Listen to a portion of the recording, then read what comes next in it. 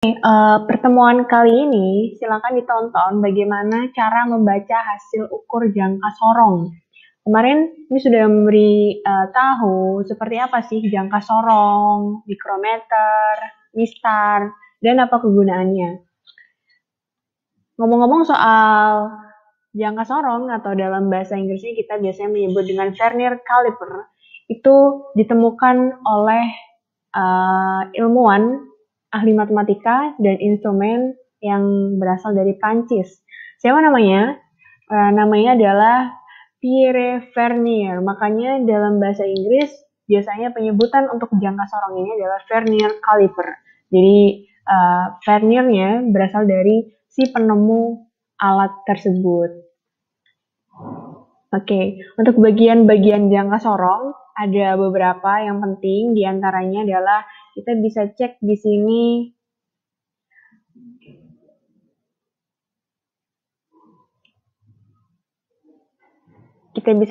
ada nomor 1. Nomor 1 ini adalah rahang bawah, kemudian yang nomor 2 ini adalah rahang atas, kemudian yang untuk nomor 3 itu adalah tangkai ukur kedalaman. Jadi seperti yang kita udah tahu di pembahasan sebelumnya bahwa jangka sorong memiliki kegunaan untuk mengukur diameter bagian luar, yaitu menggunakan fitur atau bagian pada nomor 1 untuk mengukur diameter bagian luar suatu benda, kemudian untuk mengukur diameter dalam benda seperti pipa yang ada di sini itu bisa digunakan bagian pada nomor 2. Untuk mengukur kedalaman, seperti misalnya kalian ingin tahu nih berapa sih kedalaman gelas yang biasanya buat minum kopi ini, nah itu kalian bisa gunakan jangka sorong di bagian nomor 3. Oke. Kemudian skala yang digunakan untuk mengukur itu terdapat 2, yaitu skala utama atau yang ini, nomor 5 dan 4. Kemudian untuk skala non-use itu adalah yang bernomor 6 dan 7. Seperti itu. Kemudian ini nomor 8, sepertinya ini untuk mengunci agar ketika kita sudah mengukur suatu benda, maka si rahang dari jangka sorong ini tidak bergeser kemana-mana. Jadi biasanya dikunci menggunakan bagian nomor 8 ini. Karena dari rahang atas maupun rahang bawah itu terdapat rahang tetap ya, yaitu di bagian kiri ini. Ini adalah rahang tetap. Kemudian yang ini juga rahang tetap. Kemudian yang digeser adalah biasanya di bagian sebelah kanan ini. Ini dapat digeser ke kanan ke kiri untuk menyesuaikan seberapa ukuran dari benda yang akan diukur. Oke. Nah, lengkapnya ini adalah kita bisa tahu di sini, kok bisa ya tadi ada 3 bagian yang bisa digunakan untuk mengukur. Bagaimana dia bisa mengukur padahal sepertinya itu ditempatkan di lokasi yang berbeda. Ada yang di atas, ada yang di bawah. Ini yang di atas, ini yang di bawah, kemudian ada yang di samping. Yang di samping mengukur kedalaman, yang atas mengukur diameter dalam, kemudian yang bagian bawah untuk mengukur diameter luar. Seperti apa? Ini kita bisa melihat jangka sorong dalam keadaan normal. Maksudnya dalam keadaan tidak digerakkan sama sekali. Jadi ukurannya masih 0,00. Jadi masih 0. Kemudian bagaimana jika rahangnya itu digeser ke kanan, maka bisa tampilannya berubah menjadi seperti ini. Ya. Jadi kita bisa melihat bahwa rahangnya bergeser ke kanan. Dan kita bisa tahu bahwa, oh ternyata satuan yang digunakan dalam satuan yang tertulis di sini, ini adalah milimeter. Ya. Kemudian di sini tertulis 16,55 mm. Bagaimana cara membacanya? Oke, let's see. Di sini tertulis ada jangka sorong. Mari kita lanjutkan bagaimana cara mengukur jangka sorong. Oke, di sini kita bisa melihat bahwa kita harus melihat skala utama. Skala utama tuh yang mana, Miss? Oke, tadi kan kita sudah tahu bahwa yang ini adalah skala utama. Skala utama, oke? And then this one is Nanius. Skala Nanius. Oke. Lalu berapa hasil dari pengukuran ini, Miss? Oke, mari kita lihat sebentar. Kita melihat skala utama dulu. Skala utama kita singkat menjadi SU ya. Oke.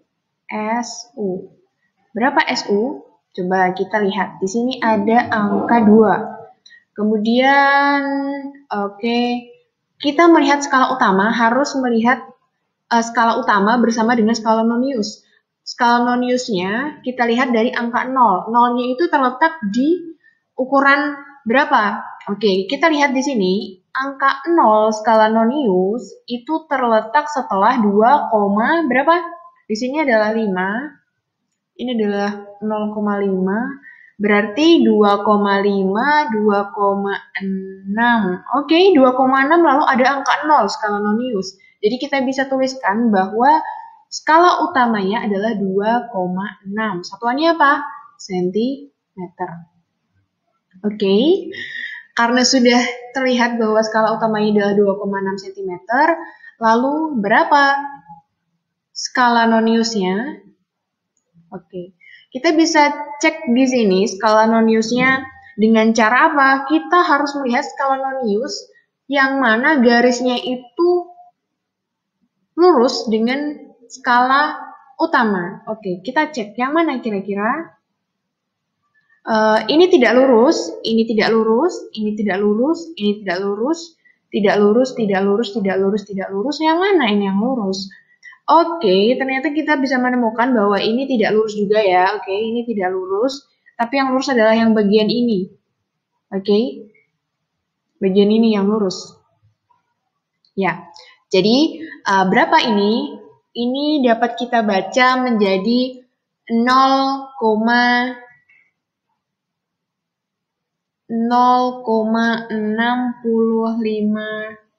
mm.